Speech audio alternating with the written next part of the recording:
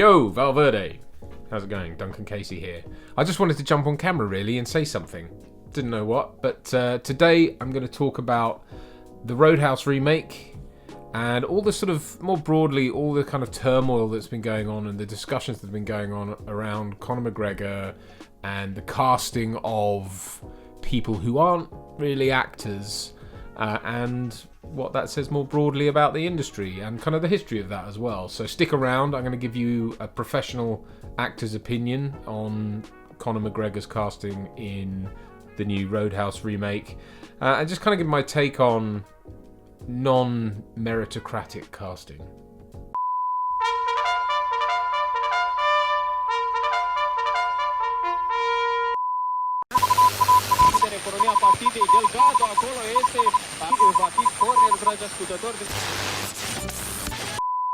Hey everyone, if you're new to the channel, we're Val Verde Broadcasting. We very sporadically talk about filmmaking and movies and all that kind of stuff.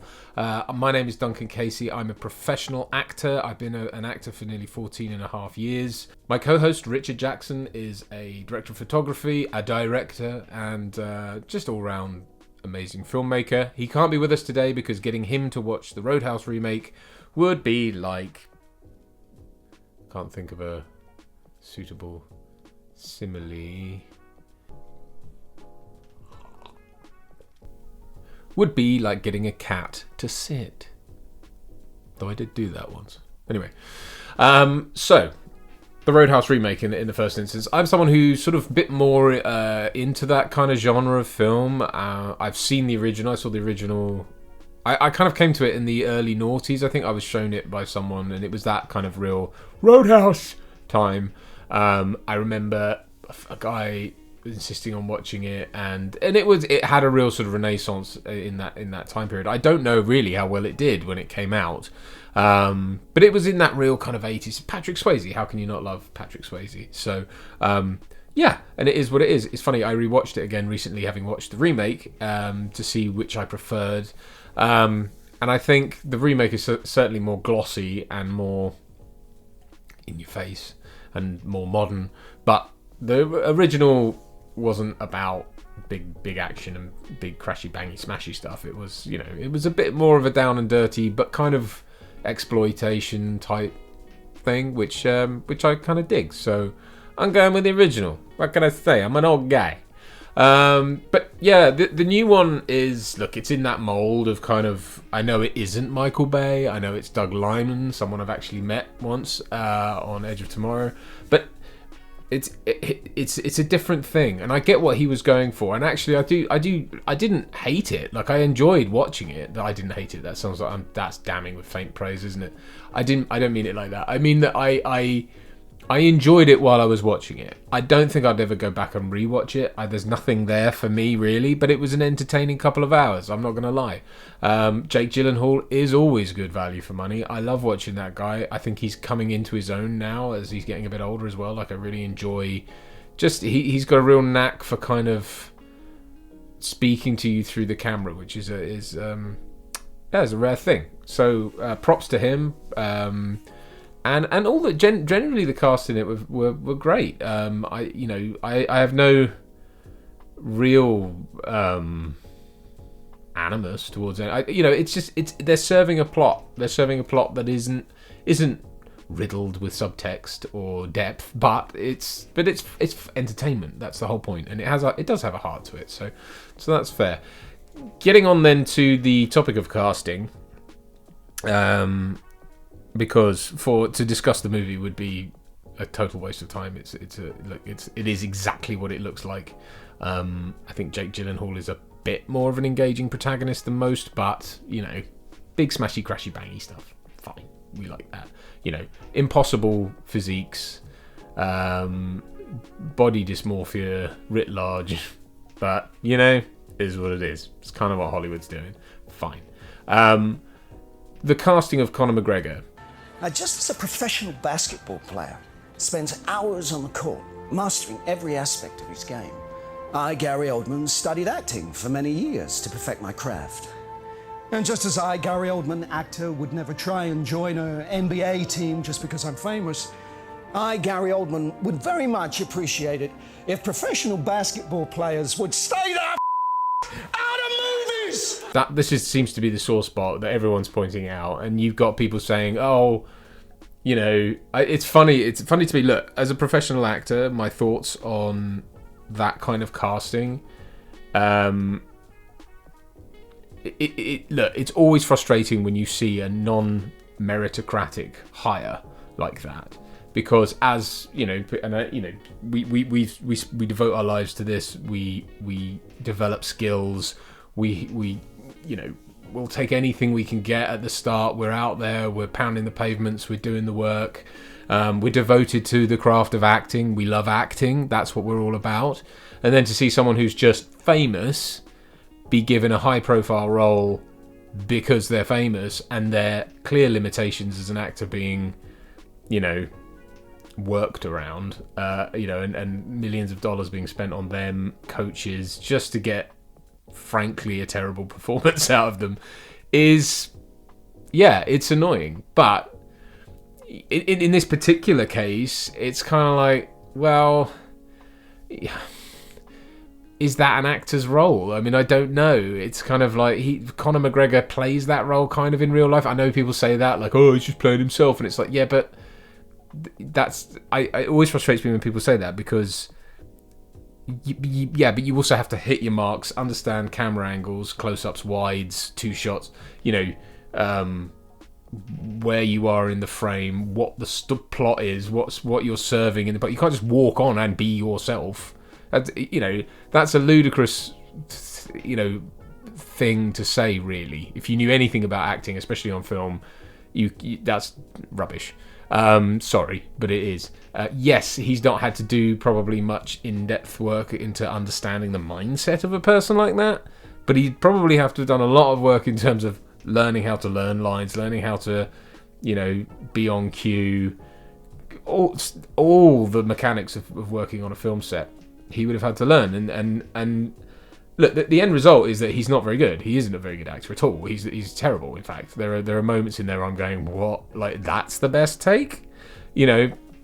But then he's who he is, you know. And the thing is, the more broader point, I suppose, that's being made is, you know, should athletes be put in films? Well, you know, if they weren't, we wouldn't have The Rock. And some of you might like that, but you know, there is always a crossover between skill and, you know, performance. The Rock, for example, is someone who sort of came from an athletic background, but is an intensely charismatic person and clearly worked very hard at being a film star. Same thing with Arnold Schwarzenegger, right? Like, he was dedicated to becoming the best actor that he could.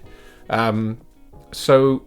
And we wouldn't be without those guys, right? We love those guys. Well, you know, collectively, we all go and see their films. So it's not a case of, I wouldn't say it's a case that, you know, there's a moral imperative to get them out of, to never allow them in films. It's not so much that. I suppose what's galling, certainly from my, you know, from a perspective of someone who works very hard, in the industry, is that, you know, you know, there's this conflation of fame and acting, that, you know, merely being famous is enough to get you cast in something.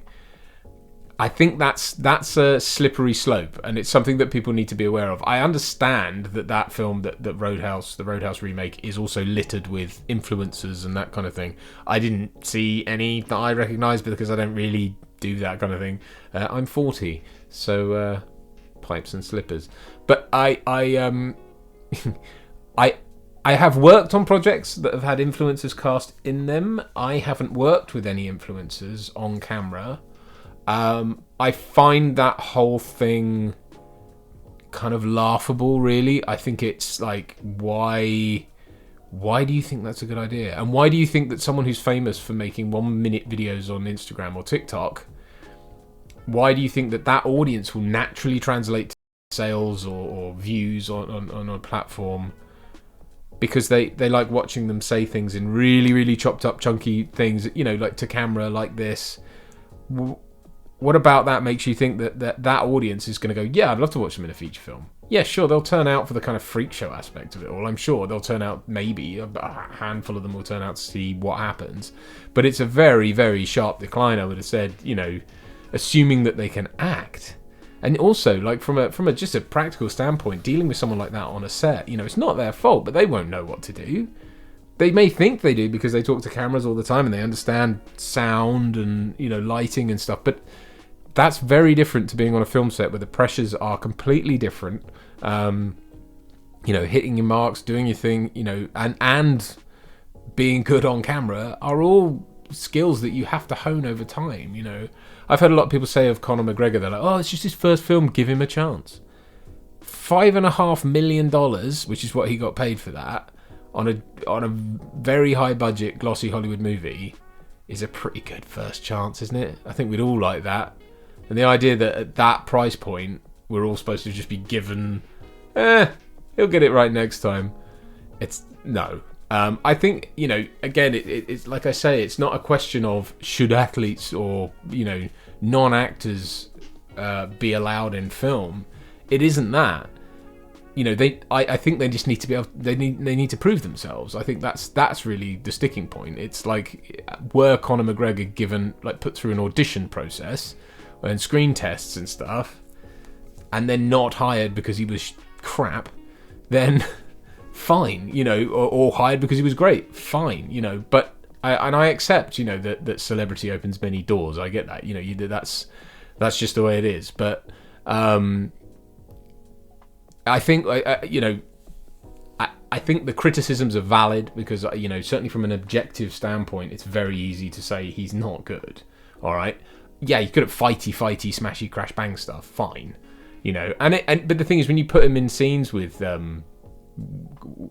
Jake Gyllenhaal, like top Hollywood people, you know, he's nowhere. And you see the way they cut around him as well when he's having to be on screen with those people. It's like, yeah, you can't hold your own. And it's not his fault, really. I mean, I'm not blaming Conor McGregor, by the way. These aren't criticisms really leveled at him. I just think he's been thrown in the deep end on something that he's not very good at. And I dare say on set people didn't want to say to him, try one more. So those are my thoughts on that, and kind of more broadly what you know, where the film industry's going, what casting looks like in 2020, well, 3-4, you know. It's tricky out there. I'm not going to lie. It's very tricky at the moment. But, you know, we soldier on. We make our own work if it's not out there for us at the moment. And, you know, you just crack on. There's no point sitting around complaining about it. So, and like I say, I quite enjoyed Roadhouse. Both of them are pretty fluffy movies, let's be honest. It's not like they're remaking Citizen Kane. So let's not get worried about who's playing whom in a silly remake of a 80s exploitation action film. But anyway, what are your thoughts? As always, like, subscribe, comment down below, please. Let us know what you think. And look, we're going to try and get back with as much content as we can. It's very tricky. You know, I'm busy. Richard's busy. We've got family stuff. I'm running a business. You know, it's all kind of crazy. But look, we want to talk to you whenever we can. I'm going to try and make a concerted effort to do more of these. Let me know below also what you'd like to see me discuss next, or us discuss. You know, lots to talk about, I'm sure. And look, we're going through trailer season at the moment, aren't we? And we've got movies coming out this year like Alien Romulus and some other things that I can't remember right now. But anyway, we'll be back soon. We'll speak to you soon. Much love and take care.